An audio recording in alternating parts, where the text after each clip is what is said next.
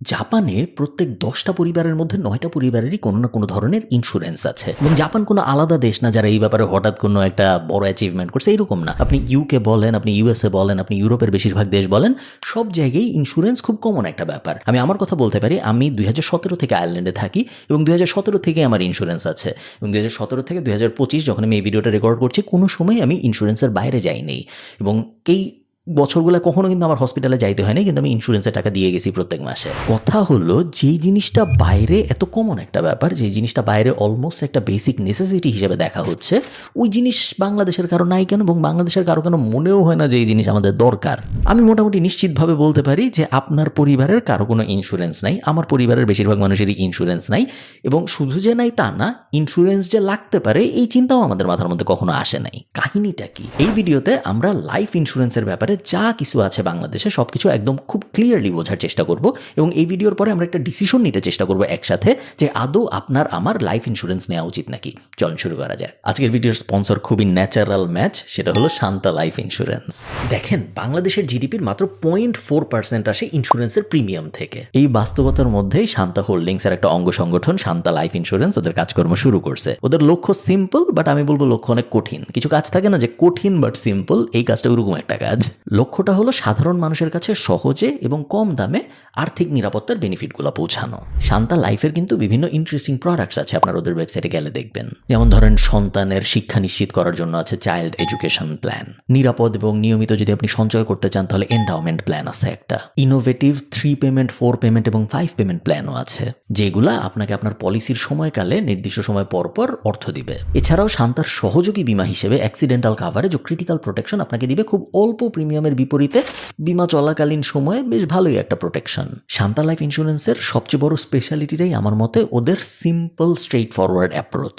সহজেই কেনা যায়, সহজেই পলিসি ক্লেম করা যায়, কোনো জায়গায় কোনো অদ্ভুত ব্যুরোক্রেটিক ঝামেলা নাই। শান্তা সুন্দর সুন্দর বিল্ডিং বানায়, আপনারা জানতেন, এবং এখন আমার উসিলায় আপনারা জানলেন যে শান্তা লাইফ ইন্স্যুরেন্সও বিক্রি করে। আমি সব বিস্তারিত ডেসক্রিপশনে দিয়ে দিব, আপনারা চেক আউট করে দেখবেন। ওদের ওয়েবসাইটে সবকিছু আরও অনেক বড় করে সুন্দর করে লেখা আছে। চল ভিডিওতে ফেরত যাই। আচ্ছা, লাইফ ইন্স্যুরেন্স জিনিসটা কি, এটা আমরা সবাই বুঝি তো, তাই না? লাইফ ইন্স্যুরেন্স মূলত আপনার এবং একটা কোম্পানির ভিতরে একটা কন্ট্রাক্ট। এই কন্ট্রাক্টের ভিতরে কি আছে, আপনি ওই কোম্পানিকে নির্দিষ্ট সময় পর পর একটা টাকা দিবেন, যেটাকে আমরা এই দুনিয়া বলি প্রিমিয়াম, এবং এর বদলে আপনার যদি কিছু একটা হয়ে যায় তাহলে এই কোম্পানি আপনাকে অনেক টাকা দিতে বাধ্য থাকবে, আপনার ফ্যামিলিকে ওই টাকাটা বুঝাই দিবে। প্রথমেই আপনার যে ব্যাপারটা বুঝতে হবে সেটা হলো, লাইফ ইন্স্যুরেন্স কিন্তু কোনো ট্র্যাডিশনাল ইনভেস্টমেন্ট না। ট্র্যাডিশনাল ইনভেস্টমেন্ট আমরা কেন করি? ট্র্যাডিশনাল ইনভেস্টমেন্ট আমরা করি যেন কিছুদিন পর পর আমার কাছে রিটার্ন আসে, অথবা অনেক দিন কোনো রিটার্ন আসবে না। ধরুন আমি জমি কিনছি, অনেক দিন কোনো রিটার্ন আসবে না, কিন্তু 10 বছর পরে আমি যখন ওটা বিক্রি করে দেবো তখন আমার একবারে অনেকখানি রিটার্ন আসবে। ওগুলো হলো ট্র্যাডিশনাল ইনভেস্টমেন্ট। বাট আমি যখন একটা ইন্স্যুরেন্স কিনতেছি, ইন্স্যুরেন্স কিন্তু আমি ইমিডিয়েট কিছুদিন পর পর টাকা ফেরত পাবো এই জন্য কিনতেছি না। লাইফ ইন্স্যুরেন্স করা হয় মূলত আমার যদি কিছু হয়ে যায় তাহলে আমার ফ্যামিলি, আমার বউ, আমার বাচ্চা কাচ্চা, আমার জামাই, আমার বাপ মা, এরা যেন ঠিক থাকে এই জন্য। আমি মনে করি লাইফ ইন্স্যুরেন্স সবচেয়ে বড় যে বেনিফিটটা দেয় সেটা হলো সময়ের সুবিধা। এটা আমি একটু ভেঙে বলি তাহলে আপনাদের বুঝতে সুবিধা হবে। যখন একটা পরিবারে কোনো অ্যাক্সিডেন্ট ঘটে তখন খুব বাজে একটা ব্যাপার হয়। ধরুন ওই পরিবারের কর্মক্ষম ব্যক্তির সাথে যদি কোনো অ্যাক্সিডেন্ট হয়, তখন সেই পরিবারের বাচ্চাদের স্কুল থেকে শুরু করে বয়স্ক বাবা মায়ের চিকিৎসা সব কিছুতেই ইমিডিয়েটলি একটা বিপদ নেমে আসে। এই মানুষগুলার একটু সময় দরকার হয় সব কিছু আবার নতুন করে গোছানোর জন্য, এবং স্কুলের বেতন বা বাজারের খরচ এগুলো তো অপেক্ষা করে না, এগুলো ইমিডিয়েটলি লাগে। সো সময়টা পাওয়া যায় না। লাইফ ইন্স্যুরেন্স যে ব্যাপারটা করে, ওই লাইফ ইন্স্যুরেন্সে যে টাকাটা পাওয়া যায় সেই টাকাটা এই পরিবারটাকে 2 বছর, 5 বছর, 10 বছরের একটা টাইম দেয় যে আপনার স্কুলের বেতন বন্ধ হয়ে যাবে না, আপনার বাজার করার সমস্যা হবে না, আপনার হসপিটালের বিল বন্ধ হয়ে যাবে না, আপনি আস্তে আস্তে আবার আপনার লাইফ গুছান, আপনি যেন আগামী 5 বছর চলতে পারেন বা আগামী 10 বছর চলতে পারেন, ওই জন্য এই টাকাটা আপনি এখন ইউজ করতে পারেন। সো এইভাবে কেউ দেখে না, বাট আমার মতে লাইফ ইন্স্যুরেন্সের মেইন বেনিফিটটাই এটা পরিবারটাকে সময় দেয় সবকিছু আবার গোছানোর জন্য। আচ্ছা, ইন্স্যুরেন্স কিন্তু ওই এক ধরনেরই হয় না, বিভিন্ন রকমের ইন্স্যুরেন্স হয়। হসপিটাল কাভারেজ খুব কমন একটা ইন্স্যুরেন্স, মেডিকেল ইন্স্যুরেন্স, যেটা অনেক মানুষ করে। মেডিকেল ইন্স্যুরেন্স কিন্তু 2 ধরনেরই হয়, আইপিডি, ওপিডি। সো আপনি হসপিটালে গেছেন, একটা চিকিৎসা নিয়ে বের হয়ে আসছেন, ওটার জন্য ইন্স্যুরেন্স হয়। আবার আপনি হসপিটালে ভর্তি হয়েছেন, ওটার জন্য আলাদা ইন্স্যুরেন্স হয়। যেইভাবে ক্রিটিক্যাল ইলনেসে পড়তেছে মানুষজন, আমার কাছে পার্সোনালি বেশ বড় একটা রিস্ক মনে হয় যদি ইন্স্যুরেন্স না থাকে কারো। আবার দেখুন, যেহেতু মানুষের লাইফ লাইফ এক্সপেক্টেন্সি বাড়ছে, দেখেন আমি রিটায়ার করবো 60 বছর বয়সে, কিন্তু লাইফ এক্সপেক্টেন্সি কিন্তু 74। এই 14 বছর বয়সের লাইফ স্ট্যান্ডার্ড মেনটেন করে চলারও কিন্তু বিভিন্ন ধরনের ইন্স্যুরেন্স আছে। এখন আপনি আমাকে বলতে পারেন যে ইন্স্যুরেন্স যদি এত মধুই হয় তাহলে বাংলাদেশের সবাই ইন্স্যুরেন্স কিনে না কেন? এখানে আমার কিছু অবজারভেশনস আছে এই ইন্ডাস্ট্রিটার ব্যাপারে। 1 নম্বর অবজারভেশন হলো, মানুষ বাংলাদেশে পুশ সেলিং পছন্দ করে না। একজন আপনার দরজায় হঠাৎ করে নক করা বা একজন আপনাকে ফোন দিয়ে বললো যে ভাই ইন্স্যুরেন্স কিনেন, ভাই ইন্স্যুরেন্স কিনেন, না আপনার কিনতেই হবে, কিনবেন না কেন, আগামী সপ্তাহে আসবো নাকি, পুশ সেলিংয়ের কনসেপ্টটা বাংলাদেশের মানুষ ঠিক পজিটিভলি নেয় না। এবং এই কারণেই যেসব কোম্পানি পুশ সেলিং করে, যতই তাদের প্রোডাক্ট বা সার্ভিসেস ভালো হোক, just by the nature of their style of marketing ওই কোম্পানিগুলো একটা নেগেটিভ অ্যাসপেক্ট পায় বাংলাদেশের মার্কেটে। এটা কেন হয় আমি জানি না, বাট এটা হয়, এটা আমি জানি। সেকেন্ড রিজন আমি বলবো, যেটা খুব বড় একটা রিজন, সেটা হলো আমাদের ভবিষ্যৎ নিয়ে অর্গানাইজড ফাইন্যান্সিয়াল চিন্তাভাবনা খুবই কম। আমরা সবসময় কোনো একটা কারণে ভাবি যে যা হয় হবে, আরে কিছুদিন পরে দেখবো, আরে দূর আমার কিছু হবে না, ওই অ্যাঙ্গেলে আমরা সবসময় চিন্তা করি। ভবিষ্যতের জন্য যে প্ল্যান করা জরুরি, আমি একটা এক্সাম্পল দিই আপনাদের। আমি প্রত্যেক মাসে 4000 ইউরো একটা প্রাইভেট পেনশনে দেই এখন, এবং এই জিনিস আমি আগামী 30-35 বছর দিতে থাকবো। আমি কি জানি আমি আগামী 35 বছর পর্যন্ত বাঁচবো? বাট ভবিষ্যতের জন্য পরিকল্পনা করা জরুরি, এবং এই পরিকল্পনার অংশ হিসেবে আমি এই জিনিসটা করি। ভবিষ্যতের জন্য যে সুন্দর করে গুছায় পরিকল্পনা করা সম্ভব, যেন আমার যখন শেষ বয়সের দিকে চলে আসবো, 60 হবে, 65 হবে, 70 হবে, আমি অন্য অনেক মানুষের উপর ডিপেন্ডেন্ট হয়ে থাকবো না, আমি নিজের মতো করে চলতে পারবো। ওই ব্যাপারটাই আমরা করি না। আমাদের ওই ফাইন্যান্সিয়াল লিটারেসিটার অনেক বড় একটা অভাব আছে বলে আমার মনে হয়। থার্ড কারণ, ইন্স্যুরেন্স কোম্পানিগুলোর অনেক বাজে রেপুটেশন। আমরা সবাই এইসব দেখছি যে একজন মারা গেছে, তার পরিবার ক্লেইম করছে, কিন্তু তার পরিবার আর টাকা পায়নি ওই ইন্স্যুরেন্স কোম্পানির কাছ থেকে। এরকম কাহিনী অনেক হয়েছে বাংলাদেশে। সো ইন্স্যুরেন্স কোম্পানিগুলোরও একটা বড় দায় আছে আমি বলবো এই ব্যাপারটাই, যে তাদের রেপুটেশন যে ড্যামেজ হয়েছে, এটা একটা দোষ আসলে তাদেরও।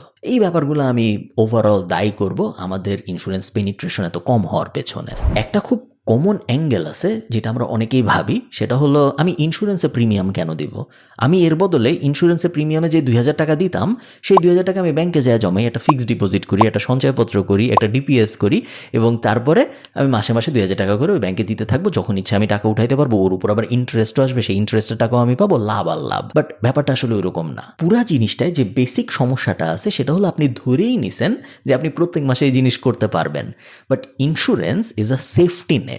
ইন্স্যুরেন্স আপনি তখনই নেন যাতে করে আপনি প্রত্যেক মাসে এই 2000 টাকা দিতে না পারলেও আপনার কোনো ফাইন্যান্সিয়ালি প্রবলেম না হয়। আপনি যদি পারেন তাহলে তো খুবই ভালো, বাট যদি আপনি না পারেন সেই ক্ষেত্রে যেন সমস্যা না হয়, ওইখানেই ইন্স্যুরেন্স ব্যাপারটা আসে। আচ্ছা, একটা কমন প্রশ্ন চলেন আমরা একসাথে অ্যাড্রেস করি, সেটা হলো কার আসলে ইন্স্যুরেন্স নেওয়া উচিত? আমার সহজ উত্তর হবে, আপনার যদি মনে হয় আপনার লাইফ অন্য মানুষের জন্য ফাইন্যান্সিয়ালি ভ্যালুয়েবল, শুধুমাত্র তাহলেই আপনার ইন্স্যুরেন্স নেওয়া উচিত। আমি একটু উদাহরণ দিই। আপনি যদি এরকম কেউ হন যে টাকা আয় করে এবং সে একা না, এতিম না, তার উপরে মানুষজন ডিপেন্ডেন্ট, তাহলেই আপনার জন্য ইন্স্যুরেন্স অ্যাপ্লিকেবল। যদি তা না হয়, সেই ক্ষেত্রে আপনার ইন্স্যুরেন্স নেওয়া না নেওয়া কিছু যায় আসে না। সো আমি বলবো আপনি না নিলেই ভালো। আরেক ধরনের মানুষের জন্য ইন্স্যুরেন্স দরকার নাই বলে আমার মনে হয়, সেটা হলো যারা আলট্রা বড় লোক। মনে করেন আপনার ব্যাংকে অলরেডি 25 কোটি টাকা আছে, এখন ইন্স্যুরেন্সের থেকে আরও কিছু টাকা আসবে, ওই টাকা দিয়ে আপনার পরিবার কী করবে? তার কাছে অলরেডি 25 কোটি টাকা আছে, যেটা সে নমিনি। সো আপনার জন্য ইন্স্যুরেন্স নেওয়া না নেওয়া তেমন কোনো মেজর ডিফারেন্স আছে বলে আমার মনে হয় না। আপনি না নিলেও হবে। ইন্স্যুরেন্স মূলত দরকার মধ্যবিত্ত বাঙালির, কারণ সবচেয়ে বড় বিপদে এই মধ্যবিত্ত বাঙালিরাই পড়ে। আচ্ছা, মনে করেন আপনি ঠিক করছেন আপনি ইন্স্যুরেন্স নেবেন। ফার্স্ট স্টেপ আমাদের কি হবে? ফার্স্ট স্টেপ হইল, ইন্স্যুরেন্সের বিভিন্ন ধরন আছে এবং এই প্রত্যেকটা ধরন সম্পর্কে একদম বোঝা মনোযোগ দিয়ে। ইন্স্যুরেন্স নেওয়ার সময় আমি বলবো সবচেয়ে বড় যেই ব্যাপারটা আপনার মাথায় রাখা উচিত সেটা হইল কোনো উচ্চাভিলাষী ইন্স্যুরেন্স না নেওয়ার। কারণ আপনি যখন উচ্চাভিলাষী কোনো ইন্স্যুরেন্স নেবেন, তখন আপনার মাসিক প্রিমিয়াম অনেক বেশি হবে, এবং এই মাসিক প্রিমিয়াম আপনি শুরুর দিকে হয়তো দিতে পারবেন, কিন্তু কখন আপনার জীবন বদলায় যায়, কখন কি কাহিনী হয়, এটা তো আপনি জানেন না। সো এমন যেন না হয়ে যায় যে অতি লোভে আমি বড় প্রিমিয়ামওয়ালা একটা জিনিস নিলাম, তারপর 2 বছর দিয়ে আর প্রিমিয়ামই কন্টিনিউ করতে পারলাম না, আমার আমও গেল ছালাও গেল। ওই সিচুয়েশনে আমরা যেন না যাই। ইন্স্যুরেন্স কিন্তু একটা সেফটি নেট। সেফটি নেট থাকতে হবে, বাট সেফটি নেট যে অসংখ্য একদম বিশাল বড় একটা সেফটি নেট হইতে হবে, ওটা জরুরি না। সো আমি বলবো খুব বুঝে শুনে নেবেন যেন আপনার প্রিমিয়াম খুব বেশি না হয়। আইডিয়াল হইল এমন একটা প্রিমিয়াম সিলেক্ট করা যেটা প্রত্যেক মাসে দিতে আমার গায়ে লাগবে না, আমি টেরও পাবো না, এটা চলে যাচ্ছে, এবং এটা চলে যাওয়া আমার রেগুলার লিভিং স্টাইলে কোনো পরিবর্তন আসবে না। আচ্ছা, ইন্স্যুরেন্স কোনটা নেবেন এবং কীরকম প্রিমিয়াম দিবেন এটার বিষয়ে আপনার যখন একটা বেসিক আন্ডারস্ট্যান্ডিং হয়ে যাবে, এর পরের স্টেপ হবে কোনো একটা এক্সপার্টের সাথে কথা বলা। আপনি যদি Shanta life insurance for example ওদের ওয়েবসাইটে যান, সেই ক্ষেত্রে আপনি দেখবেন যে ওয়েবসাইটে এক্সপার্টদের সাথে কথা বলার অপশনস আছে, ওখান থেকে আপনি সিলেক্ট করতে পারেন, আপনি সরাসরি চলেও যেতে পারেন, কোনো সমস্যা নাই।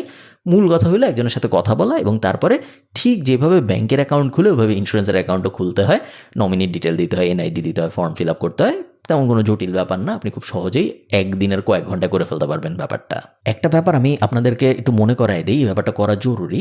যেই দিনই আপনি ইন্স্যুরেন্স নেবেন, লাইফ ইন্স্যুরেন্স, আপনি বাসায় আসবেন, বাসায় এসে যিনি ওই ইন্স্যুরেন্সের বেনিফিশিয়ারি, সো আপনার হাজব্যান্ড, আপনার ওয়াইফ, আপনার বাচ্চা কাচ্চা, যেই ওটার বেনিফিটটা পাবে, তাকে আপনি পুরো ডিটেলটা বুঝাবেন মনোযোগ দিয়ে। মনোযোগ দিয়ে বোঝানো বলতে কি বুঝাই, কিভাবে, কোথা থেকে ইন্স্যুরেন্স নিছেন আপনি, কত টাকা আপনি প্রিমিয়াম দিবেন, উনি কিভাবে আসলে এই টাকাটা ক্লেম করবে, কোথায় ওনার যাইতে হবে, কোন ফর্ম ফিল আউট করতে হবে, সব কিছু আপনি বুঝাবেন মুখে। এবং এই জিনিস শুধু যে ইন্স্যুরেন্সের জন্য করতে হবে এটা আমি বলি না, এটা আপনার ফিক্সড ডিপোজিটের জন্য খুব খুব ইম্পর্ট্যান্ট। আপনি যদি cryptocurrency, stock market, bond market এইসব জিনিসে থাকেন, প্রত্যেকটার জন্য এরকম ক্লিয়ার একটা ফাইল থাকা অত্যন্ত জরুরি। আমি নিজে দেখছি অনেক মানুষজন অনেক টাকা ক্রিপ্টো মার্কেটে ছিল, বাট ওয়ালেট অ্যাড্রেস এই শেয়ার ব্যাপারে তার ওয়াইফের কোনো ধারণা নাই, পুরাটাই নাই হয়ে গেছে। আপনার সাথে যেন এরকম কোনো না কোনো সিচুয়েশনে একদমই না হয়। আরেকটা জিনিস, কোন কোম্পানি থেকে আপনি ইন্স্যুরেন্স নেবেন এইটা একটু ভালো মতো রিসার্চ করে নেবেন। সবচেয়ে ভালো হয় আপনি যদি ওয়ার্ড অফ মাউথ ডেটা নিতে পারেন, আশপাশের মানুষ নিজে কোনো একটা কোম্পানি থেকে ইন্স্যুরেন্স নিছে এবং ভালো এক্সপিরিয়েন্স পেয়েছে, এরকম একটা কোম্পানির কাছে যাওয়াটাই সেফ। শেষ দুইটা কথা, ভিডিওটা একটু বড় হয়ে গেছে। এক নম্বর কথা হইলো, ইন্স্যুরেন্স আপনাকে মেইন যে বেনিফিটটা দিবে সেটা হলো পিস অফ মাইন্ড। হ্যাঁ, কিছু এক্সট্রা বেনিফিট আছে, যেমন ধরেন 15% ট্যাক্স রিবেট দেয় বাংলাদেশ সরকার। আপনি যদি 1 লাখ টাকা ইন্স্যুরেন্স দেন প্রিমিয়াম, সেই 1 লাখ টাকারও 15% সরকার আপনাকে ট্যাক্স রিবেট দিবে। বাট ওইটা অ্যাসাইড, মেইন যে বেনিফিটটা আমরা পাই ইন্স্যুরেন্স থেকে সেটা হলো পিস অফ মাইন্ড। কালকে যদি আমার কিছু হয়ে যায় তাহলে আমি জানি যে আমার পরিবার অ্যাটলিস্ট এত টাকা পাবে যাতে তার আগামী 5 বছর কোনো চিন্তা করতে না হয়, ফাইন্যান্সিয়ালি আমি চলে গেছি ওই ব্যাপারটায়। ওইটা এই পিস অফ মাইন্ড দিয়ে আপনি এখন কী করবেন, পিস অফ মাইন্ড দিয়ে আপনি কিন্তু শুয়ে থাকবেন না। এই যে পিস অফ মাইন্ডটা আপনার আসলো, এটার মানে কি আপনার একটু রিস্ক নেওয়ার পোটেনশিয়াল বাড়লো, আপনি আরেকটু রিস্ক নিতে পারবেন, আপনি আরেকটু বড় কোনো কিছু করার অ্যাটেম্প্ট নিতে পারবেন, কারণ এখন আপনার কাছে আরেকটু বেশি লেভারেজ আছে। ওইটা দিয়ে আপনি হয়তো একটা ব্যবসা দাঁড় করানোর চেষ্টা করবেন, ওইটা দিয়ে আপনি হয়তো অনেক দিন ধরে ভাবছেন একটা জিনিস করবো, একটা রিস্ক নিব, নেই, এখন হয়তো আপনি নিতে পারবেন। ওই রিস্কটা নেওয়ার পরে, ওই কাজটা করার পরে যে আপসাইডটা হবে, সেই আপসাইডটা হইল সবচেয়ে বড় বেনিফিট। প্লাস এই পিস অফ মাইন্ড তো আছেই, বাট ওই আপসাইডটা আমার মতে সবচেয়ে বড় বেনিফিট। এই তো আমি আশা করব ওই যে আপসাইডটা আপনি পাবেন, সেই আপসাইডটা দিয়ে আপনি হয়তো অনেক বড় কোনো একটা ব্যবসা দাঁড় করায় ফেলবেন। ইন্স্যুরেন্স বিষয়ে আপনার মাথায় যদি কোনো প্রশ্ন থাকে আমাকে অবশ্যই কমেন্টে জানাবেন, আমি চেষ্টা করবো আপনাদের প্রশ্নগুলোর সব কটার এক এক করে উত্তর দেওয়ার। ভালো থাকেন, টাটা।